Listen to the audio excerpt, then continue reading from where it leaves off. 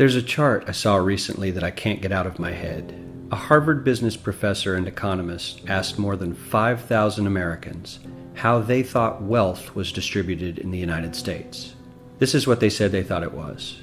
Dividing the country into 5 rough groups of the top, bottom, and middle 3 20% groups, they asked people how they thought the wealth in this country was divided. Then he asked them what they thought was the ideal distribution. And 92%, that's at least 9 out of 10 of them, said it should be more like this. In other words, more equitable than they think it is. Now that fact is telling, admittedly, the notion that most Americans know that the system is already skewed unfairly. But what's most interesting to me is the reality compared to our perception. The ideal is as far removed from our perception of reality as the actual distribution is from what we think exists in this country. So ignore the ideal for a moment. Here's what we think it is again. And here is the actual distribution. Shockingly skewed. Not only do the bottom 20% and the next 20%, the bottom 40% of Americans barely have any of the wealth. I mean, it's hard to even see them on the chart. But the top 1% has more of the country's wealth than 9 out of 10 Americans believe the entire top 20% should have. Mind-blowing. But let's look at it another way, because I find this chart kind of difficult to wrap my head around. Instead, let's reduce the 311 million Americans to just a representative 100 people. Make it simple. Here they are: teachers, coaches, firefighters, construction workers, engineers, doctors, lawyers, some investment bankers, a CEO, maybe a celebrity or two. Now let's line them up according to their wealth. Poorest people on the left, wealthiest on the right, just a steady row of folks based on their net worth. We'll color code them like we did before based on which 20% quintile they fall into. Now let's reduce the total wealth of the United States, which was roughly $54 trillion in 2009, to this symbolic pile of cash. And let's distribute it among our 100 Americans. Well, here's socialism, all the wealth of the country distributed equally. We all know that won't work. We need to encourage people to work and work hard to achieve that good old American dream and keep our country moving forward. So, here's that ideal we asked everyone about. Something like this curve. This isn't too bad. We've got some incentive, as the wealthiest folks are now about 10 to 20 times better off than the poorest Americans. But hey, even the poor folks aren't actually poor, since the poverty line has stayed almost entirely off the chart.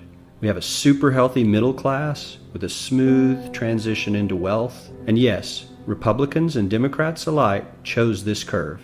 9 out of 10 people, 92%, said this was a nice, ideal distribution of America's wealth. But let's move on. This is what people think America's wealth distribution actually looks like. Not as equitable, clearly, but for me, even this still looks pretty great.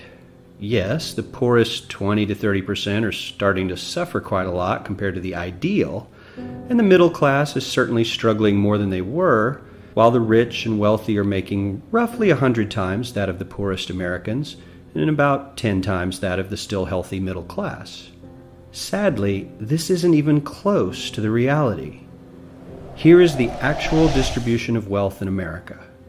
The poorest Americans don't even register. They're down to pocket change, and the middle class is barely distinguishable from the poor. In fact, even the rich between the top 10 and 20 percentile are worse off. Only the top 10% are better off. And how much better off? So much better off that the top 2 to 5% are actually off the chart at this scale. And the top 1%, this guy, well, his stack of money stretches 10 times higher than we can show. Here's his stack of cash, restacked, all by itself. This is the top 1% we've been hearing so much about. So much green in his pockets that I have to give him a whole new column of his own, because he won't fit on my chart. 1% of America has 40% of all the nation's wealth. The bottom 80%, 8 out of every 10 people, or 80 out of these 100, only has 7% between them. And this has only gotten worse in the last 20 to 30 years. While the richest 1% take home almost a quarter of the national income today, in 1976 they took home only 9%, meaning their share of income has nearly tripled in the last 30 years. The top 1% own half the country's stocks, bonds, and mutual funds. The bottom 50% of Americans own only 0.5% of these investments, which means they aren't investing. They're just scraping by. I'm sure many of these wealthy people have worked very hard for their money, but do you really believe that the CEO is working 380 times harder than his average employee? Not his lowest paid employee, not the janitor, but the average earner in his company. The average worker needs to work more than a month to earn what the CEO makes in 1 hour. We certainly don't have to go all the way to socialism to find something that is fair for hardworking Americans. We don't even have to achieve what most of us consider might be ideal. All we need to do is wake up and realize that the reality in this country is not at all what we think it is.